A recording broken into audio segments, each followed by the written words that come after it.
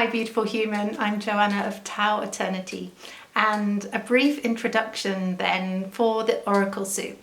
So for anybody downloading these magical words, they came to me in like an inhale of inspiration and just an explosion of words, adjectives, verbs, descriptors, just beautiful, beautiful words in the positive and negative as well, to embrace the lightness and darkness of life.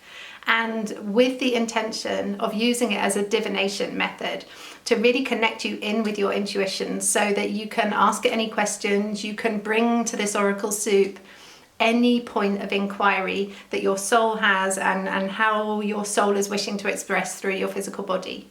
So it might be questions relating to relationship, to love, to work, to ways to move forward, to how to break through resistance or remove limitations or transform rather outdated beliefs. So it might be any question that you bring to this Oracle Soup, which is really just a triangular wheel in the triangle that is you and your point of inquiry and then the Oracle words. And what it's designed to do is to really tune you in, like connect you with your inner drummer and your guiding light. So the words are going to come in any way that you use them. You can use them in any way that is intuitive for you. So I'll share with you some of the ways that I use it, and then you can literally just run wild with it. You know, just allow it to transform. For me, it's like death of the author. Like I create this oracle and then you use it however feels natural for you. And this is really at the fundament actually of all of my mentorship and guidings. So feel free to dive into these words, print them off. I laminate mine so that they can be used long term without tiring. And so ways to use this divination method. So I have all of my words in a bowl. You can have a jar, you can just have any sort of vessel that is speaking to your soul actually. Sometimes I just scatter them all over the floor and I just close my eyes first thing in the morning and I just feel in. And I like to work in odd numbers. It feels very generative to me to work in odd numbers, but everybody has very specific numbers that speak to them. So just see what feels melodic in your body. Sometimes I'll ask a question and I can just feel the melody of how many words unveiling like through the question. So it might just be one word that's necessary. Sometimes just one word is very simple and sleek and just confirmative, or draws your attention in a certain direction towards something, or answers something very quickly and concisely. Sometimes it's like less fluff is more productive, or is more revelatory. Sometimes the more we add in, the more complications, the more kind of confusion is potential to come in as well. So there is such beauty in simplicity, but use it again however you feel like it. So it might be that you pick one word, or I'd love to use it in a correspondent way. And by this I mean I correspond it with something else.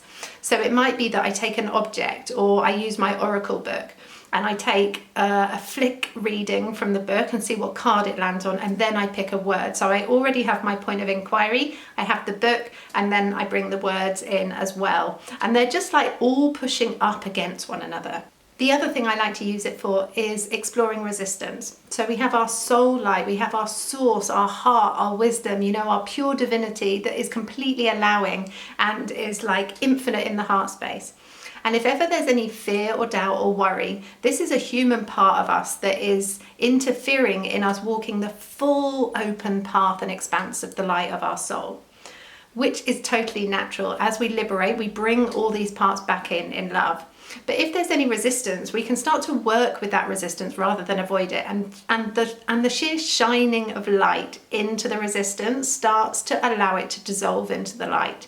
It's only when we actually obstruct or hold or avoid the thing that's resisting, or the part of us that's resistant, that's trying to protect us, that there becomes like an inflation of the overwhelm or the doubt or the worry or the fear. So we really want to look into it with light, and with like exploration and a curiosity, without any judgment, without any narrative. Just what's going on here, and what part of me is resistant, and how can I make that part of me feel safe to go forward?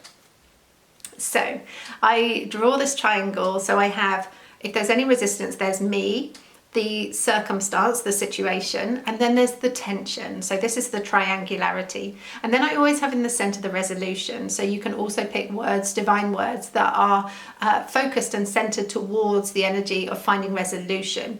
so that you can reconcile whatever part of it that's trying to protect you from walking your path, your way of light and love, and bring it all back into this field of love. And these words are just there to create this holding framework for you to explore the feelings around what that resistance might be.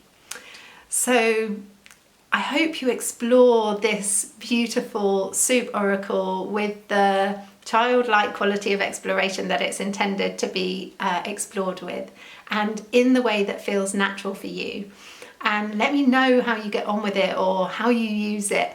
You can find me on social media. It's Joanna Long. I'd love to see how you use it and how you divine, and you know, new pathways are always being revealed. Every time I share it with somebody and with people, they start taking it and giving it new life as well, which is so beautiful.